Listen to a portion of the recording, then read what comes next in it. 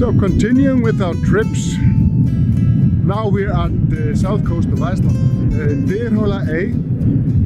It is a landmark place. If you've seen anything from Iceland, you have seen pictures from here. Big island with arts in it. And there's more to it than just that. There are quite a few shooting locations from here, including Puffin.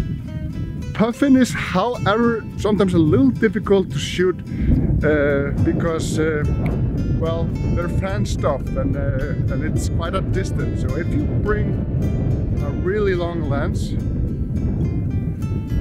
you might be able to shoot Puffin. And if you're a little lucky, it might come a little closer.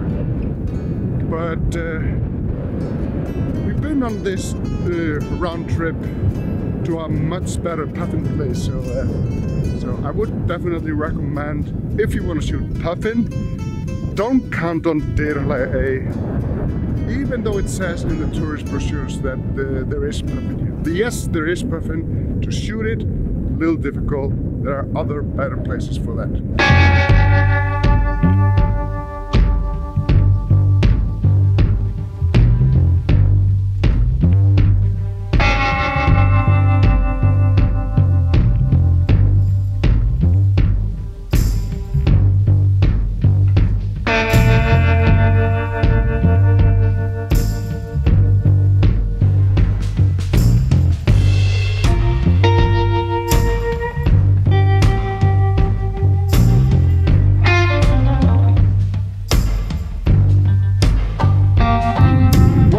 I get a lot here is, what is this and this, and there's one there on the other side. It is an old shipping dock. Well, I don't know if my English is correct, but you can see the slope. You can see the slope over here. So they pulled the ship up here from the ocean, using these tools to do it. I do hope you can hear me because of the wind. It is a bit crazy. This island has two places to shoot from. They have this lower part where we are at now, and then the upper part, which is there. Yeah, you can drive up. There's a lighthouse there, and there you can see the arts, which this island is mostly known for.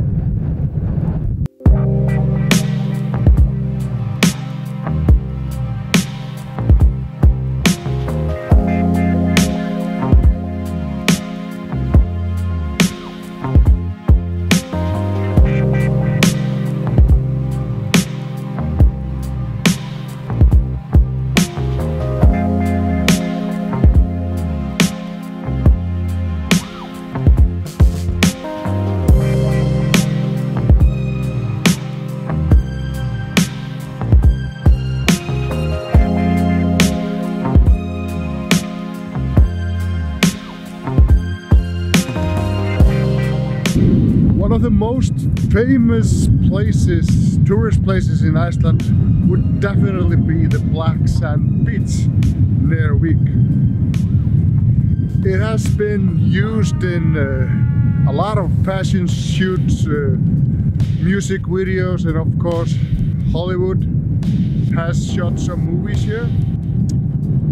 If you've seen, for example, the movie Noah's Ark with Russell Crowe, I just do feel sorry for you, because that's an incredibly boring movie. But it was taken here. This is Noah's Cave, and I don't think it's the beach's fault the movie was so bad. Basically, that was the only good thing about the movie. It was a beautiful cinematography and landscape. But it is a great beach though. It has those beautiful sea stacks there, and especially early morning before people arrive, it's really nice to have the untouched sand, you know, black velvet like soft sand and this in the background. Also the basalt columns there make for a really beautiful foreground and details. There's a lot of details here. It's a beautiful place. It is like a word of caution. It's a dangerous beach, and people do die here every year, and it's all because of, it's all unnecessary. They were just playing with fire. It is the undercurrent here is very strong, so if you go too close, there is no coming back from it. I do see a legend approaching. Just look at that. What a man. There we go.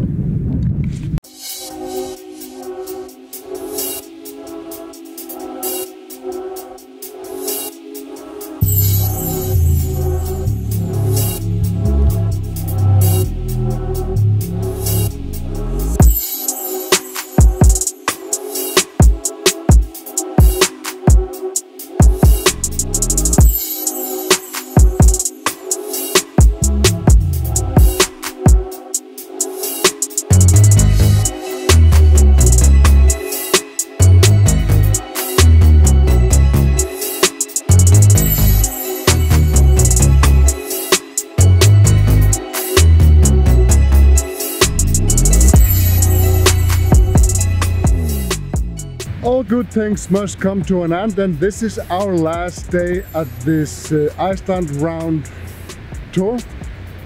We are at Skógafoss, which is, well, we have one more location to go, and that is Seljalandsfoss. That concludes really our 4-part series around Iceland tour, and I hope you enjoyed that. I did. Next tour I will be heading off to the highlands of Iceland, so you will see more of me from there. Thank you for watching. Bye.